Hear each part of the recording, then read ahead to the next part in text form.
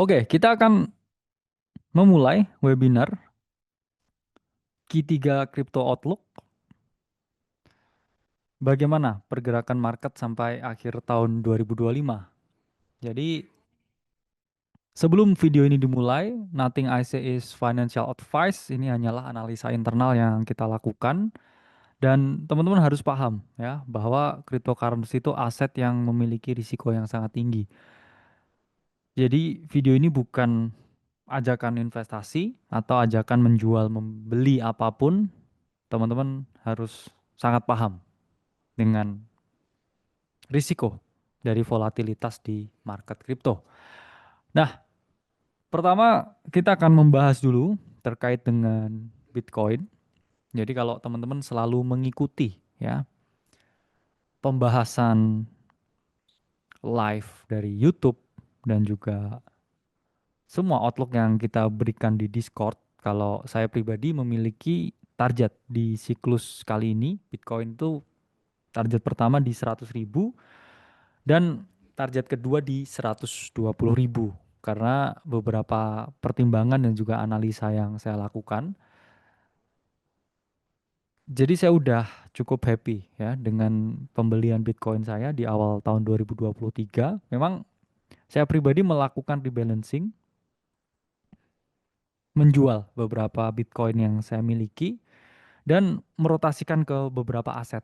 Meskipun demikian, ya saya year to date masih naik 50% ya keseluruhan portofolio ya. Kalau hari ini turun 47% mungkin.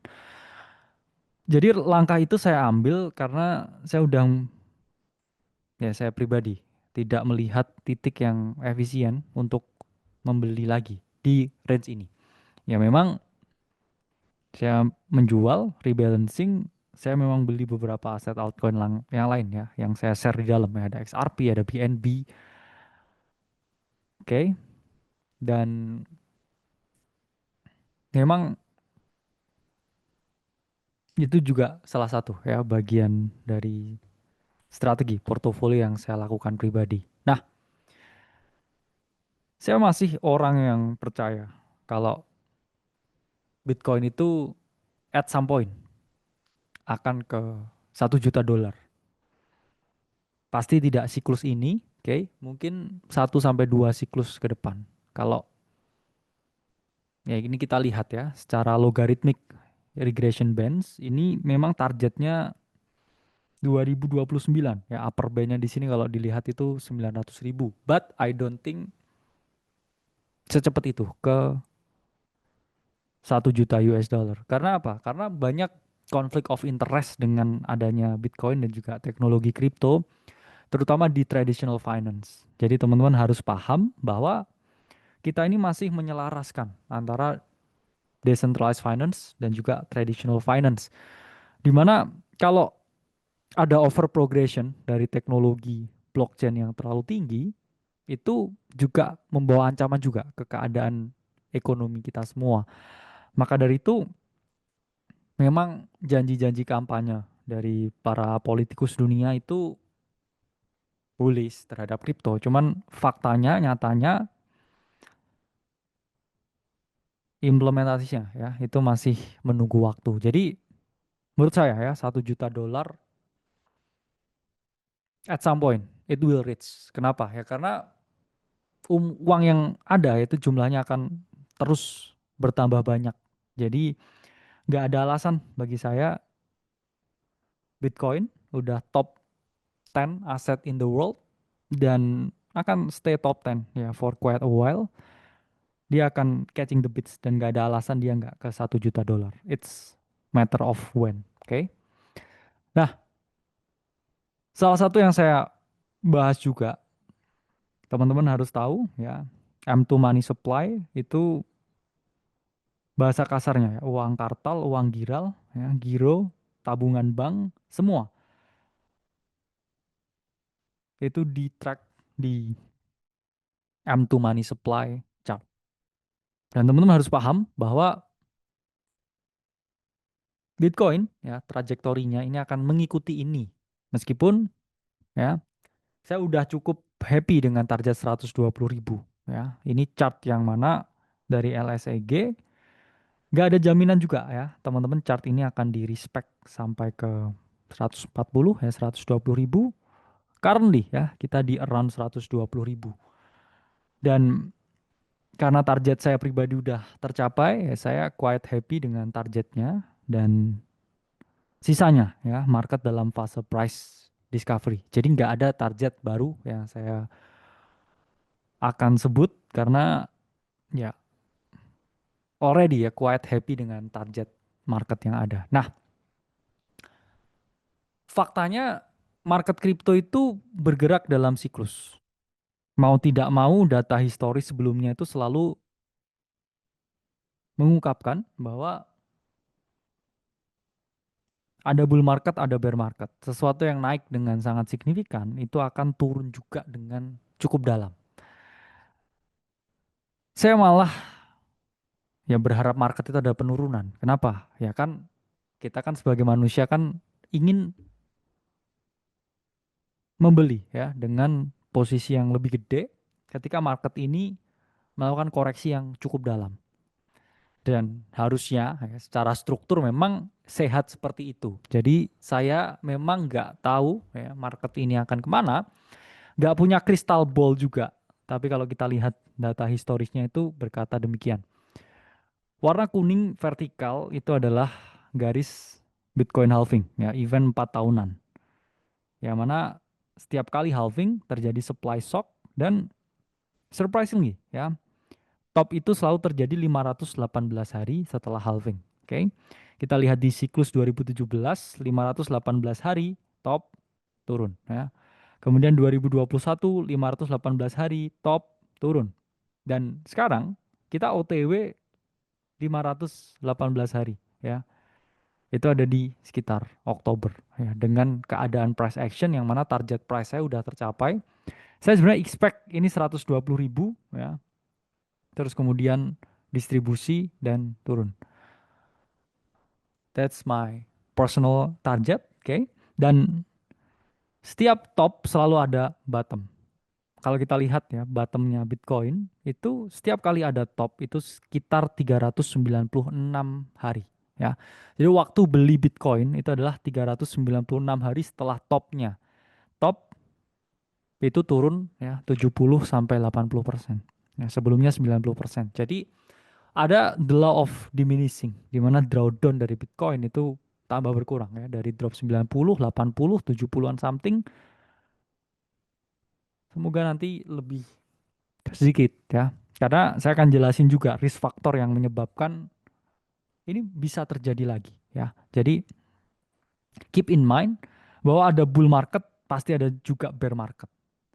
Tapi bear market itu kan saat yang terbaik untuk membeli. Saya masih ingat ya, 2023 awal ketika saya melihat chart ini, the change character on the weekly chart, ya saya beli ya, dan sekarang melakukan rebalancing. Jadi ini bukan tentang seberapa banyak trade yang teman-teman eksekusi ya, alpha yang pengen teman-teman cari, tapi ini semua tentang momentum. Kalau kita dikasih ya trajectory ya, Bitcoin drop ya, around 50k, 40k di akhir tahun depan, yaitu adalah golden buying opportunity. Kalau kamu percaya dia akan ke 1 juta dolar. Jadi ada orang yang tim DCA, ada yang orang tim lump sum dan market momentum. Karena mungkin saya nggak seperti Bro Timothy ya. Jadi kan karakternya beda ya, orangnya beda, karakternya beda, approach-nya beda ya, kehidupannya juga beda juga ya. Kalau Bro Tim kan selalu DCA ya, dia selalu beli ya, di borong Bitcoinnya kan kamu lihat ya, every single time ya, you just keep on buying dan cukup efektif strateginya. Cuman ya nggak semua orang kan kayak Bro Timothy kan. Saya pun juga nggak sama. Kamu pun juga nggak sama ya. Jadi gini,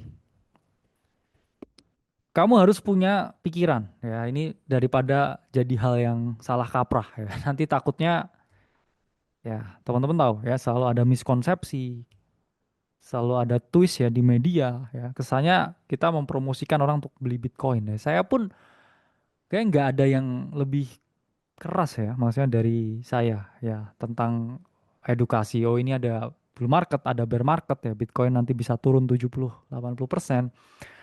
Bukan berarti ya saya berharap turun dan lain sebagainya. Saya kan hanya membaca data historis. Jadi teman-teman harus tahu secara historis ya Bitcoin tuh bisa turun 70-80%. Jadi kalau misalkan kamu punya Bitcoin, oke, dengan posisi sekarang 1 miliar, kamu harus sebelum tidur ya, bangun tidur terus ketika melihat portofolio, kamu harus keep this in mind ya. Ini bisa jadi ke hanya 300 juta portofolio saya at some point kalau market ini turun ya, secara data historis. Jadi teman-teman harus memiliki kewaspadaan, oke, dengan melihat data historis yang ada ini.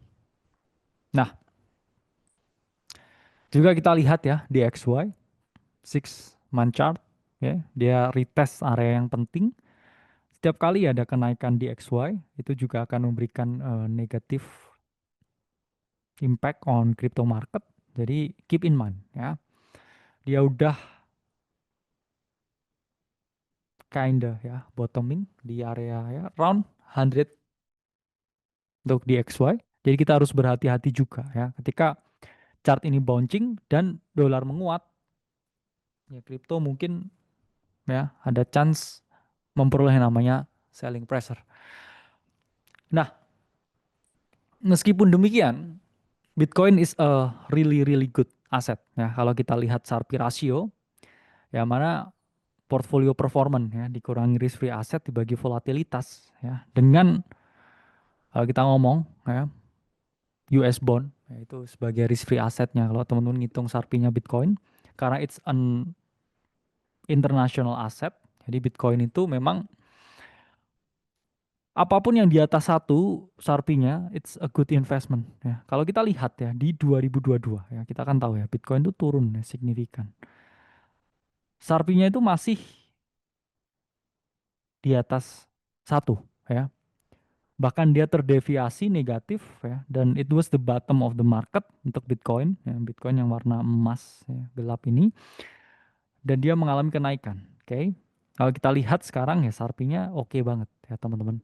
Jadi relatively Bitcoin is a good hold ketika bear market. Jadi yang saya ngomong ada dua orang ya, ada yang tipikal lump sum mainin generational bottom ya, momentum, dia sangat agresif ketika siklus mau berubah dari bear ke bull ya. Kamu beli secara agresif di sini, baru di sini kamu jual, atau kamu tipikal juga loh, ada ya orang yang karena tipikalnya oh ini bisa dicoret-coret. Oke. Nah, tipikalnya dia buying ya, mungkin seperti Bro Timothy ya, seperti Michael Saylor. Ya, membeli seperti ini. Nah, jadi nanti ketika ya marketnya seperti ini ya, kamu buy, buy, buy ya, building yang namanya average price ya. Jadi ketika dia turun, nah dia mendekati average price-mu. Takutnya begitu. Takutnya begitu. Karena saya juga tahu juga orang yang punya average Bitcoin yang tinggi ya. Karena dia agresifnya baru 2025, agresifnya baru 2024, oke? Dan average-nya di around ya 80.000, 70.000. Ya keep in mind ya bahwa ini bisa terjadi ya. Jadi takutnya, oke, teman-teman.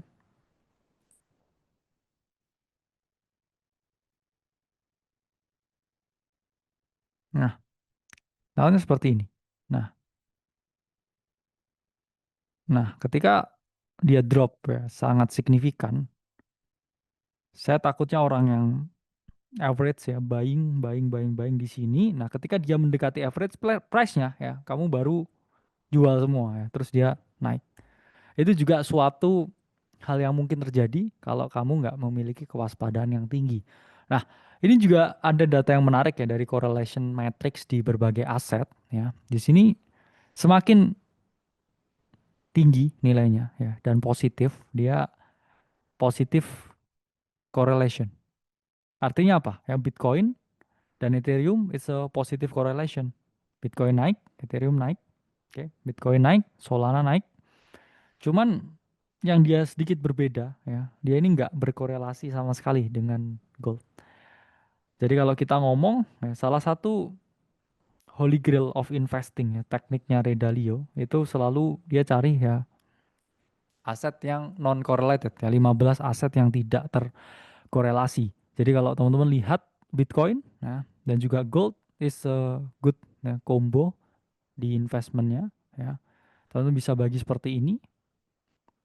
Nah, supaya apa ya? Karena kan kalau misalkan ya Bitcoinnya turun, ada chance ya gold itu naik. Jadi sangat penting ya untuk melihat atau mencari aset yang mana tidak terkorelasi sebagai suatu bentuk ya quote on quote pengaman dari harta kita dari portofolio kita. Nah, lalu gimana keadaan makro saat ini? Nah, kemarin US Treasury baru aja ya teman-teman itu semacam ya Kementerian Keuangan ya di sana semacam mengungkapkan bahwa kita nggak akan beli Bitcoin, kita hanya akan mempertahankan Bitcoin yang udah ada. Jadi Bitcoin dari sitaan negara ya, itu nggak akan dijual. Cuman kita nggak akan buying dan nggak akan beli dari market.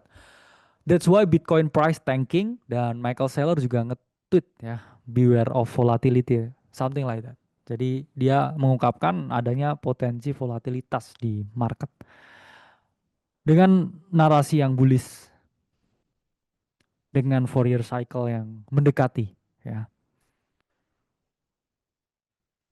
Patut ditingkatkan ya teman-teman kewaspadaan yang kita miliki. Nah, meskipun demikian, hal positif yang diciptakan dari adanya bullish sentiment itu adalah demand side yang cukup tinggi.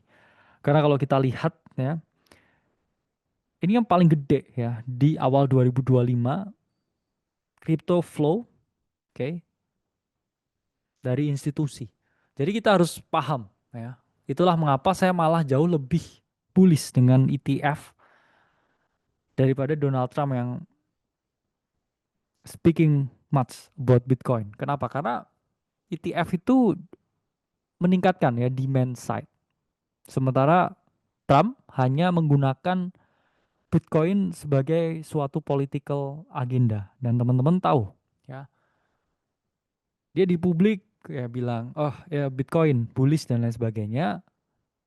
Tapi dia juga suruh bawahannya untuk yang bagian nggak bearish kamu udah yang nyampein. Jadi dia tetap punya agenda besar terhadap kripto. Itulah mengapa waktu itu ya waktu Oktober saya cukup bullish juga ya dengan market karena Trump menang itu akan nambah sentimen. Cuma secara overall hal-hal yang nggak sifatnya bullish ya seperti oh kita nggak akan akuisisi beli Bitcoin di market itu disampaikan di anak buahnya. Jadi dia menjaga kredibilitasnya, menjaga vote-nya. Cuman hal-hal yang lain ya disampaikan oleh bawahannya. Jadi teman-teman harus sangat paham. Nah, demand side ETF ya ini data dari Glassnode itu melebihi ya Bitcoin baru. Ya, kalau teman-teman tahu ya secara mekanisme Bitcoin ditambang ya divalidasi muncul Bitcoin baru itu jumlahnya jauh lebih sedikit daripada pembelian ETF. Itulah mengapa sekarang kita di 100 berapa sekarang? 117.000 ya sekarang per hari ini 117.000 sempat di 124.000 yaitu karena demand-nya ya lebih tinggi dari supply-nya. That's it, that's all. It's only supply and demand. Dan selama ini nggak switching to a negative, ya, flow institusi turun, kemudian di level yang sama dengan supply setnya, nah di sini kita harus mulai worry, ya, karena udah nggak ada pembeli baru, ya, there is no new bidder di market, nah kita harus waspada nih kalau memang begini, ya, trajektorinya naik terus turun, volume berkurang, ya, ya takutnya terjadi distribusi, ya, setelah market mengalami kenaikan, nah takutnya dia seperti ini. Oke,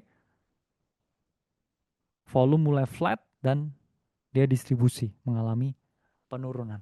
Nah, meskipun demikian, ya everything will be ETF, ya. Semuanya akan di ETF-kan. Kenapa? Karena ETF jelas secara demand meningkatkan ya permintaan dari institusi besar. Oke. Dan kabarnya ya sampai akhir tahun ini ada juga beberapa altcoin yang akan di ETF-kan. Kabarnya Solana, kabarnya XRP, Tron, oke, LTC, yang mana itu juga akan cukup bullish terhadap market sentiment di altcoin. Ya, meskipun kita juga harus hati-hati dengan altcoin position. Nah, holding dari MicroStrategy terus mengalami kenaikan. Oke, holding value-nya meningkat. Tapi bukan itu yang menjadi concern saya utama, ya, tapi concern saya utama itu adalah average dari seller itu terlalu tinggi, ya. Jadi memang dia lebih banyak ya melakukan pembelian ya, di area sini. Jadi secara average dia nggak good enough, dan ketika market mengalami koreksi yang signifikan ya ada chance Michael Saylor ya, itu juga posisinya merah, ya. Ya saya tahu memang dinamikanya kan beliau kan nggak bisa ya beli banyak di sini. Kenapa? Karena kan dia sangat tied up dengan dia punya perusahaan, oke? Dan ketika ya kan dia juga terbitin bonds ya, ketika harganya Bitcoin itu makin tinggi ya, the value of the company itu meningkat, sentimen bagus, investor mau invest, makanya dia cenderung banyak average in di harga yang lebih tinggi, karena di sini orang bullish semua, market naik, Bitcoin valuasi perusahaan tinggi, on paper dia terbitin surat utang lebih banyak, dia dapat fresh money, ya dia beli terus di atas. Cuman kan hal seperti itu mungkin tidak cukup sustain karena banyak juga akhirnya perusahaan-perusahaan yang udah semi-semi mau bangkrut, dia adopsi Bitcoin, ambil atensinya retail, ya orang sebutnya ya Bitcoin Treasury Company yang market capnya kecil itu jadi altcoinnya orang-orang Wall Street, ya. Mau bangkrut, beli Bitcoin, oke, ya. Sentimen goreng di publik, retail beli, ya, volume kick in, direksi keluar, direksi exit, sahamnya dijual. Pertanyaan kan that kind of business models ya, that kind of flywheel ada kecenderungan tidak sustain juga, ya. Jadi teman-teman harus berhati-hati di sana meskipun ya lebih dari 90% potensi rate cut di bulan September, dan kita tahu ya rate cut unlock a lot of liquidity dan Bitcoin itu selalu bergerak sesuai dengan potensi rate cut, ya. Kalau potensi rate cutnya tinggi ya dia mengalami kenaikan, dan beberapa ya pelaku pasar juga expecting ya bahwa suku bunga akan turun by the end of the year. Ya, it will unlock a lot of liquidity di saat yang tidak pasti seperti ini. Dan US Federal Housing ini mewacanakan kalau Bitcoin ini dianggap sebagai aset. Yang mana ketika teman-teman mau KPR rumah, ini bisa dijadikan jaminan, ya. Jadi adopsinya levelnya udah sampai sana, oke.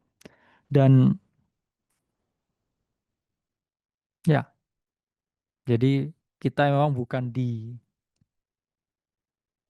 early adopter lagi, teman-teman ya. Kita udah di majority ya kalau saya ngomong, udah mendekati adopsi yang massal.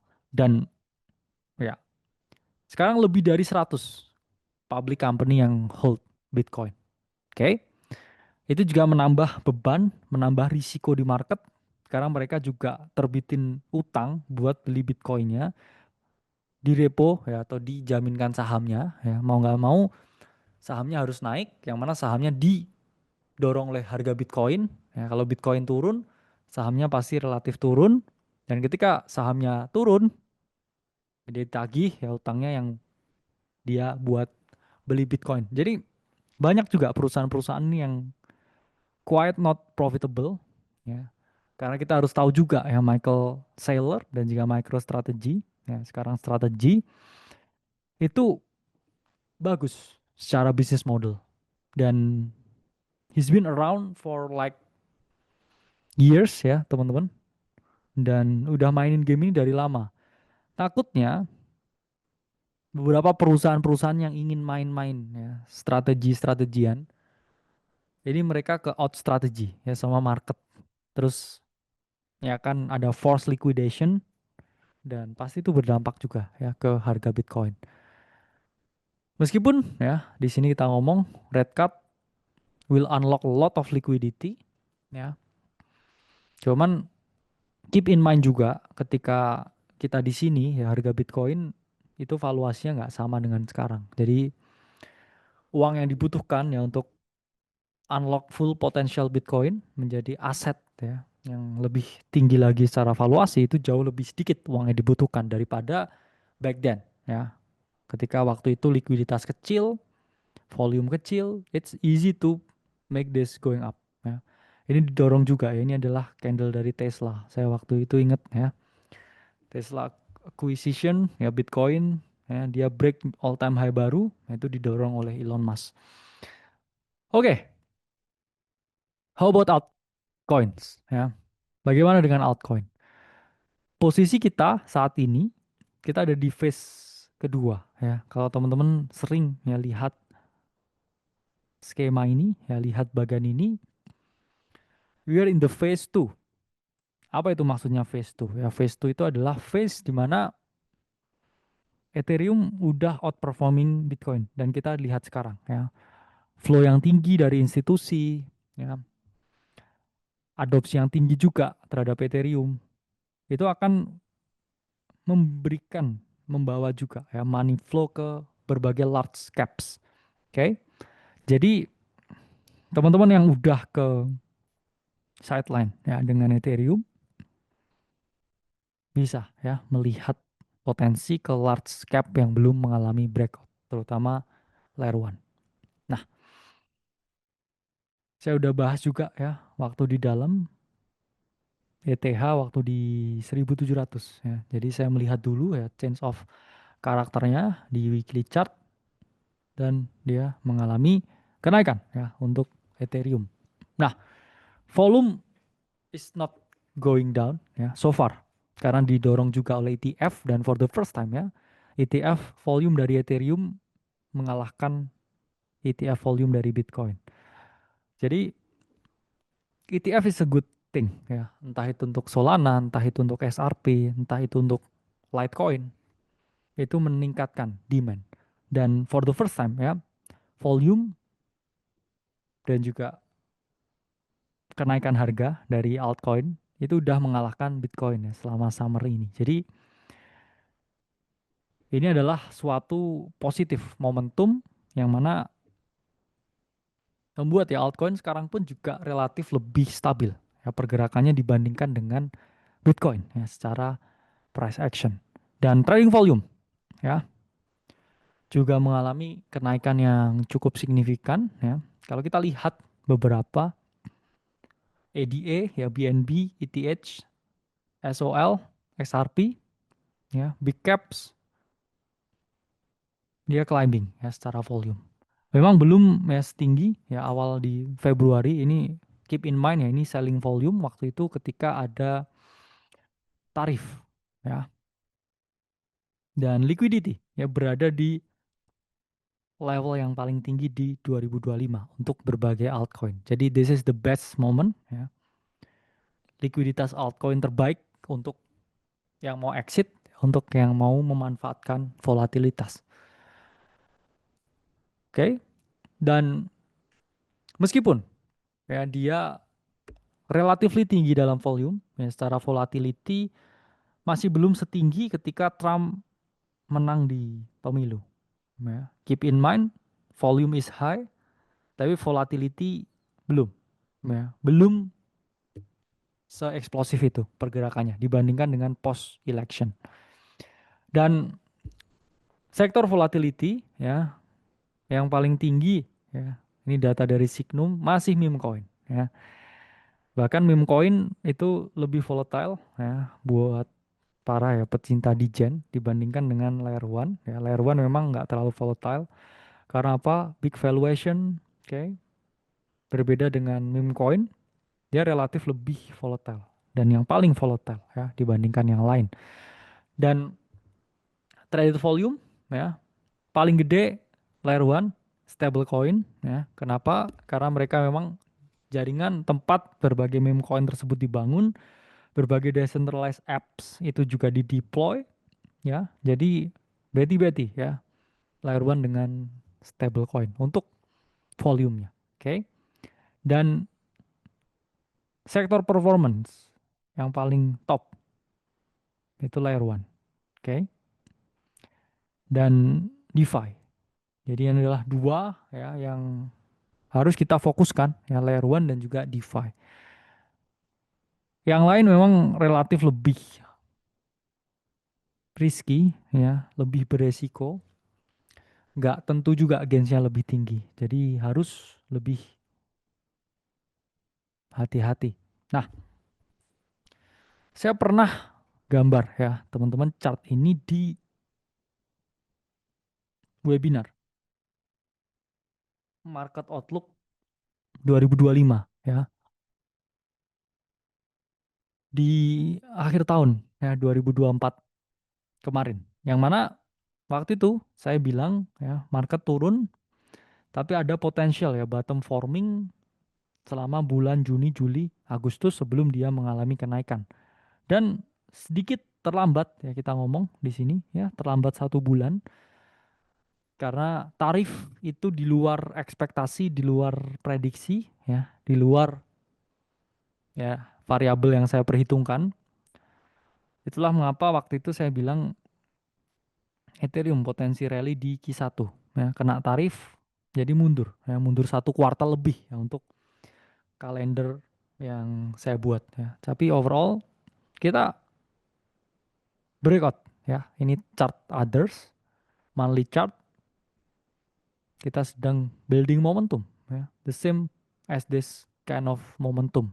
Ya, secara price action mirip ya sampai akhir tahun ini. Jadi keep in mind ya ini akan menjadi momen-momen yang sangat volatil, sangat krusial sampai akhir tahun 2025 ini. Jadi harus sangat berhati-hati juga. Nah, AI ya still have the biggest ya real life use case. Oke. Okay. Karena waktu itu saya sempat bilang ya, potensi super cycle untuk AI meskipun Web3 AI kena koreksi semua, tapi kalau kita lihat Web2 AI ya valuasinya malah tambah tinggi ya. Funding Web2 AI itu nggak pernah stop ya teman-teman, minggu ke minggu, bulan ke bulan. Dan ya, Grayscale ya juga masih holding a very big bags of AI ya. Dia masih back holding ya. Tao, ya Near, Fats, Render, WLD dan lain sebagainya ya. Jadi salah satu posisi gede di Grayscale itu juga masih token-token AI. Jadi keep that in mind. Dan Coinbase ya full memanfaatkan AI agent ya untuk mereka punya activity. Jadi real life use case yang memang cukup oke ya untuk artificial intelligence. Nah, another sektor yang saya cukup bullish yaitu adalah stablecoins sektor ya. Kita tahu ya ini relatively ini adalah chart yang compare stablecoin dengan payment system semacam Visa dan PayPal ya. Jadi terus mengalami kenaikan. Ini menunjukkan apa? There is somewhere ya in the world yang orang lebih prefer transaksi pakai stablecoin daripada Visa dan juga PayPal ya. Dia mengalami kenaikan ya dan ini adalah bullish momentum karena beberapa negara juga udah mulai terbuka dengan pembayaran menggunakan stablecoin. China juga ya salah satunya meskipun masih dilarang banyak ya yang pakai di sana. Dan stablecoin ini didorong oleh perang Rusia dan Ukraina ya waktu itu ada perang ya bank-bank di shutdown, jalur distribusi untuk kirim uang juga dipatahin, tapi akhirnya mereka bisa pakai USDT dan juga USDC ya. Jadi use case-nya memang luar biasa ya, sangat bullish untuk stablecoin. Lalu gimana ya DeFi, Decentralized Finance, relatif bersinggungan ya teman-teman dengan sektor di stablecoin. Dan kalau kita lihat ya, kita ada chance mengunjungi high di 2021 dengan breakout yang seperti ini.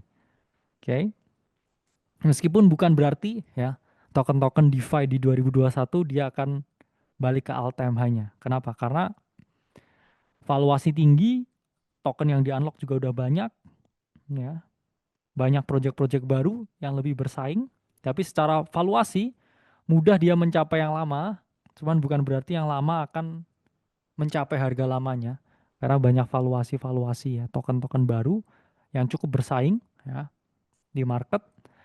Dan ya secara naratif this is the comparison ya DeFi di 2021 dan sekarang di 2025 ya, upside to go ya untuk beberapa DeFi mungkin ya sampai ke level ini ya. Kenapa? Ya ini dia mengukur juga ya dari segi yang lain ya, bukan hanya market cap. Kalau ini memang market cap bisa ya sampai ke 2021, cuman kan kamu nggak ngitung ya all these years ya udah berapa banyak project DeFi yang dibangun yang menambah ya jumlah dari kapitalisasi pasarnya ini ya. Jadi memang dia cukup berpotensi. Dan perhatikan ya revenue generating protocol ya. Lihat juga ya sektor-sektor apa yang generating the more revenue ya. Teman-teman harus paham juga it's all about real business ya. Tokenisasi itu salah satu bentuk ya IPO modern. Cuman IPO it's all down to business model ya, dia ngasilin duit atau enggak. Jadi saya lebih suka ya membeli suatu altcoin yang mana dia memiliki real life use case generating real revenue juga.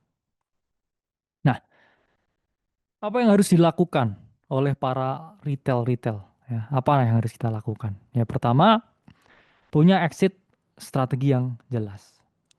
Apa sih hidup tanpa jalan keluar? Ya. Kamu punya hubungan pun exitnya kan ada dua ya. Pengen ke jenjang yang lebih serius atau putus.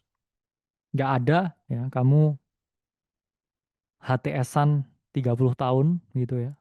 Itu nggak pernah terjadi. Ya. Terjadi mungkin untuk Cristiano Ronaldo ya. Cuman kita bukan Cristiano Ronaldo ya. Jadi ya kita harus punya exit strategi ya. Sama apapun. Di market pun juga sama ya. Saya tadi udah jelasin ya. Bitcoin naiknya 700% lebih ya. Gak ada alasan dia nggak turun 50% lebih. Ya it's life ya teman-teman. Mungkin banyak orang yang mikir tentang cycle lebih panjang, nggak ada bear market dan lain sebagainya. Cuman data historis ya kadang nggak bohong juga. Ya, jadi kita harus relatif hati-hati. Nah,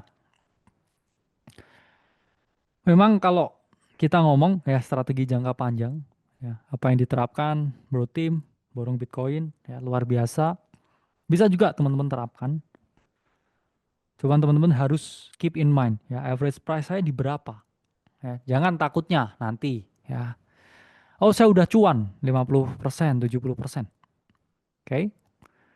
Terus ketika market downtrending, ya, average kamu udah dekat, cuan kamu yang mana kamu mikirnya, oh ini saya mau hold untuk jangka panjang, terus ini saya mau nabung buat jangka panjang, tapi secara mental kamu terpukul, terus kamu, wah jual aja lah, gitu ya. Terus dia naik, wah terus kamu tambah kacau. Ya keep in mind, punya mindset jangka panjang nggak apa-apa, cuman harus paham juga ya potensi drawdown dan juga average kamu itu di berapa. Ini sangat penting loh ya teman-teman. Karena sekarang karena masih bull market, masih 117.000, kamu enggak ah saya enggak penting exit strategi. Saya nabung terus. Tapi nanti kalau tabungannya itu udah dekatin harga average, terus sebelumnya udah plus jadi minus, nanti saya lagi yang disalahin ya. Jadi you have to be very adaptive ya. Karena gini, banyak juga orang yang saya tanya ya, oh ini saya uang dingin, saya nggak apa-apa. Ya dingin kalau pas lagi untung 50%. Jadi panas kalau udah minus 20%. Ya, jadi keep in mind. Oke. Nah, bear market idealnya gimana? Ya, kalau kamu mau rebalance, ya jangan jual 100%. Oke. Jual 30%. Supaya nanti kalau dia dari kamu jual dia masih naik, kamu nggak FOMO di sini. Ya. Tapi kalau misalkan dia turun, kamu masih punya 30% yang kamu perhatikan. Dan nanti ketika dia udah turun, nah seperti ini, oke, kamu tahu ini adalah momen yang tepat untuk membeli. Ya, terus nanti market rally lagi. Ya, jadi punya 30% tuh untuk diperhatikan tapi untuk tidak dipikirkan. Paham nggak? Ya, ini seperti ya pemain pengganti ya. Cukup penting untuk diperhatikan tapi nggak cukup penting untuk dipikirkan. Ya, stable coin 70% ya bisa kamu trading ya. Tapi kalau enggak mau trading, diem aja nggak apa-apa. Bisa kamu staking, tapi staking juga ada risikonya. Ya, ya atau bisa full kamu self custody. Karena banyak trader hebat yang saya tahu, mereka ini punya kecenderungan untuk nggak trading waktu bear market. Jadi mereka ketika bull market ya, udah mau change of karakter seperti ini, wah dia beli. Ya, terus mantau market pampedak. Terus ketika dia mau bear, dia jual. Ya, dia mau bayar dia jual terus dia liburan ya, ke kapal setahun ngaso 8 bulan ya, baru setelah itu oke lah beli lagi terus market nah rally lagi ada juga yang seperti itu jadi dia menjaga mental kapasitinya tapi untuk altcoin gimana ya saya ngomong altcoin ya 100% harus dijual di akhir siklus ini ya kenapa ya karena faktanya nggak ada altcoin yang bertahan di bear market.